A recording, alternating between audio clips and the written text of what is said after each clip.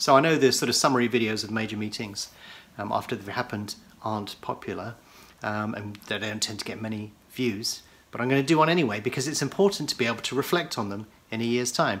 When we look at Cheltenham 2020, we're going to look at Cheltenham 2019 to try and figure out what we think we'll see in 2020. And if you look at the preview video that I did, you'll see that, you know, there's a couple of things in there that did come true during 2019, simply because we'd seen these trends develop before. So that's why I'm doing the video, and that's why you should make notes, whether it's video or written form, every time you do something, just so that you've got some point of reflection. So on that note, let's reflect on Cheltenham 2019. If you're interested in learning to trade on Betfair, then visit the BetAngel Academy, where you have detailed, structured Betfair trading courses. Or why not visit our website, where you can download a free trial of BetAngel Professional, but also visit the forum, where you can get detailed images, examples, and downloadable files. And don't forget to subscribe to our YouTube channel and click on the bell icon if you want notification of new videos as they're released. So yeah, you know that I love doing these big meetings. They're one of the few times during the year that I can really throw a lot of effort into it and trade to my full ability and pull out some decent results. And I managed to do that again in 2019.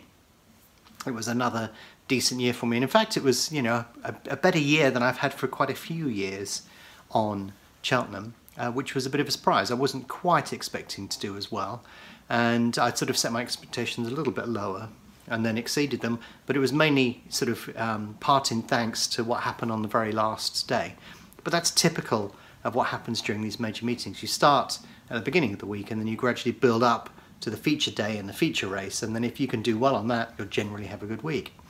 And I did spectacularly well on the last day this year, and in particular on the Gold Cup, because for years I've been trying to get £1,000 pre-off, fully hedged on the Gold Cup, and failed many times. I keep sort of, you know, hitting the bar, hitting the post, sort of scuffing the floor if I was playing using a football metaphor.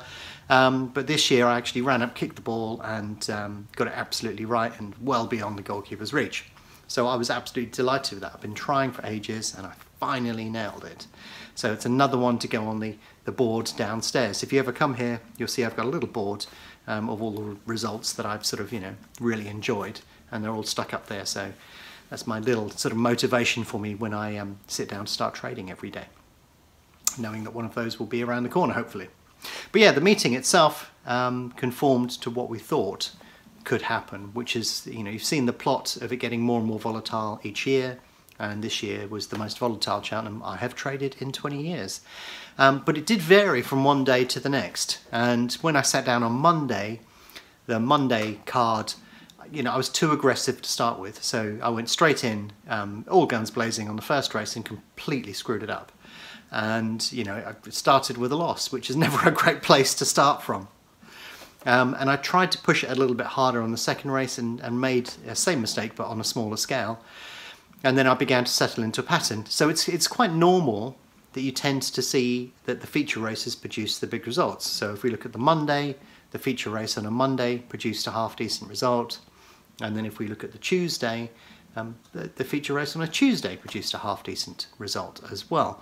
So when you look at those, that's typically, if you're trading to the full extent of your capability, that's what tends to happen. You tend to do less well on the smaller races and better on the bigger races. That's what you should do if you're trading to the full extent of your capability.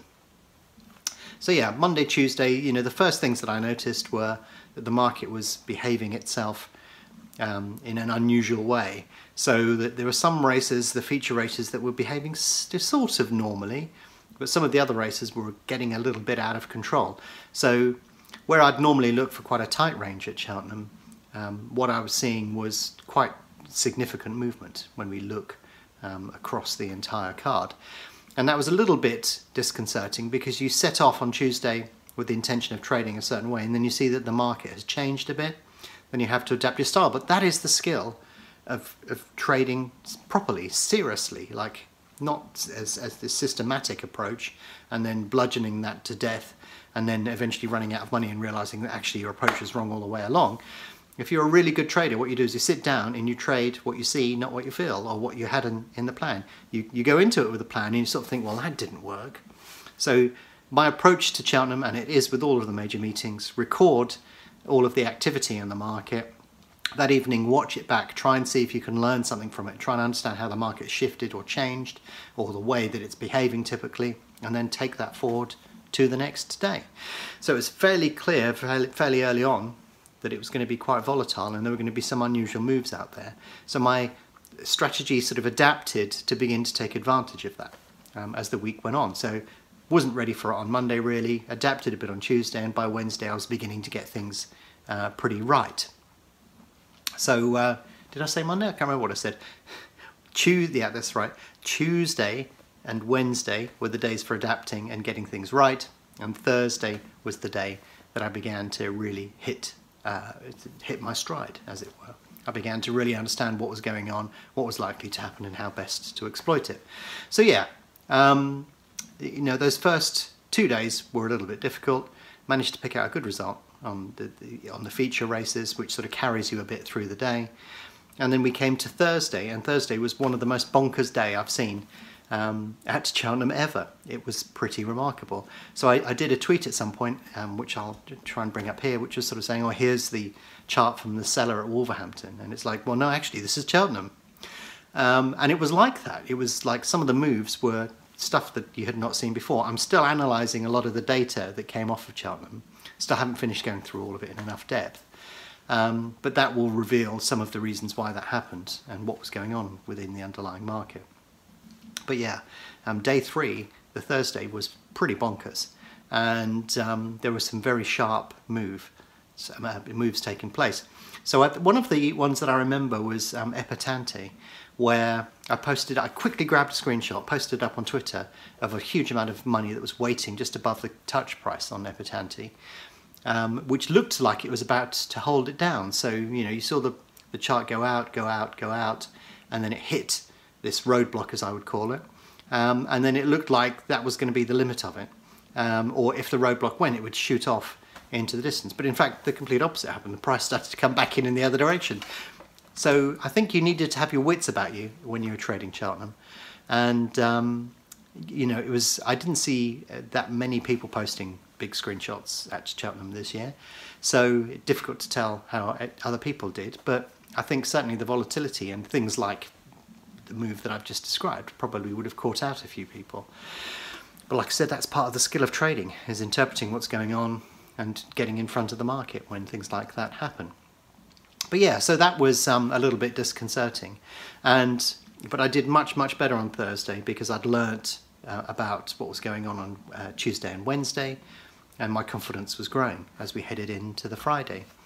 And then we get to the Friday, and in fact, actually, on the Thursday, there's a valid point to be made here, because you see these big moves, you see the price flying around all over the place, and you can either panic and worry about them, or you can go, I smell an opportunity.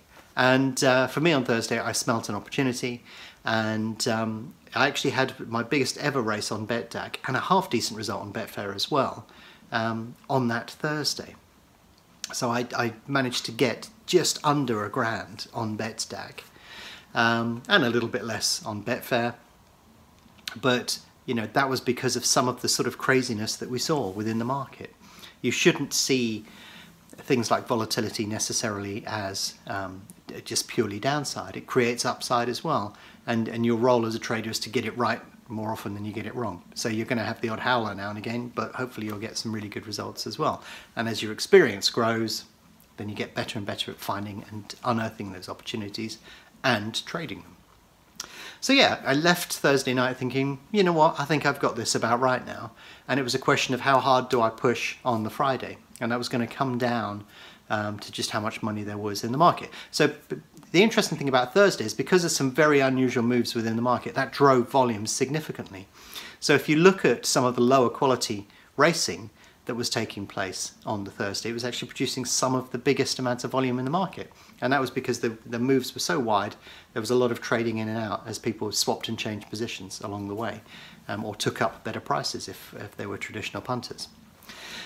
So that was Thursday was interesting, a bit all over the place in terms of where the market was. Managed to get it about right, did a pretty good job, didn't make the mistakes that I made on Tuesday, Wednesday, and that put me in a great mood for Friday. And that's probably why I killed Friday, because I think I'd pretty much figured out exactly what I wanted to do, how I was going to achieve it, and then I could really go and push hard on some of those characteristics on the Friday. And thankfully that's pretty much how it worked out. So I felt the Friday was a lot easier for me. The markets were a little bit calmer as well, but that meant I could push a little bit more volume through, and that allowed me to pull out some decent results on Friday, including that £1,000 race pre-off on the Gold Cup. So what did we learn about Cheltenham this year? Well, I think that we've learned that future years are probably going to get more and more volatile. So it doesn't feel to me like that's about to go into reverse at the moment. Overall, the volumes on Betfair were down about 9–10%. They're up slightly on BetStack. Can't comment on the other exchanges because I don't use them. But what that sort of told me really is that if we look at 2020, I'm expecting that pattern to repeat. I think that with lower volumes, you get slightly lower fill rate. And if you get a slightly lower fill rate, the volatility increases. So I'm sort of expecting that will be the case next year. Will we see moves as extreme as we have on like Thursday? I don't know. They seemed a bit over the top to me. I haven't analysed all the data on them yet, but I would reckon that they would rank up there with some of the biggest moves we've ever seen at a major market. And therefore that doesn't seem realistic. It makes no sense whatsoever. But based upon my experiences in 2019, I would imagine that 2020 is going to probably be very similar in terms of the way that it behaves. I'd be surprised if it isn't, I think is probably the best way to present that. Because if the markets suddenly stabilise again and go back to how they used to trade maybe 5–6 years ago, that presents an opportunity in itself, but it doesn't seem like it's going to be going in that direction. So I think that future Cheltenham meetings, you're going to have to be a lot more focused on the general direction that you're seeing in the market, because that's probably where the opportunity is going to lay in future Cheltenhams. But yeah, I'm going to go off and analyse the data a bit more in depth at some point, and no doubt when we come back round to the calendar at the beginning of next year, I'll be able to present that information to you. So Cheltenham 2019 was a big success for me. I hope it was for you. I think the markets were a little bit difficult, especially if you're a newbie who's never seen Cheltenham before. You would have wondered what on earth was going on half the time. Huge amounts of money, but huge moves as well. Probably the worst combination for a lot of traders. But nonetheless, I sort of faced up to all of that, learnt quickly and was able to adapt my trading style to exploit it and do a pretty good job on the Friday. And overall, I thought it went pretty well. There's always a sense of relief when a major meeting is over, because you sort of think, oh, I don't have to think about it or worry about it, or all that work that went into it was worthwhile. And then you come out of that, and then the markets are pretty poor, usually following Cheltenham. But there's a sense of relief that you've managed to navigate yourself through another year. So yeah, I imagine I'll be back for year 20 next year. And I'm hoping to pull off a result that's somewhat similar to what I managed to do this year. Will I be able to get another £1,000 plus result on the Gold Cup? Don't know. You need just the right sort of circumstances to come together to be able to do that. And I hope that I will be able to do it again in future, but I'm just overjoyed that I managed to do it this year. So anyway, I hope you had a good Cheltenham. I hope that's given you a bit of insight as to what I saw at Cheltenham. And when I watch this video next year, I'll be able to remember everything that I said and felt during the meeting. So yeah, onwards and upwards to the next major meeting, which will be the Aintree Grand National meeting, and then the Guineas. So yeah, things really begin to kick off from this point onwards. Anyhow, hope that was useful for you.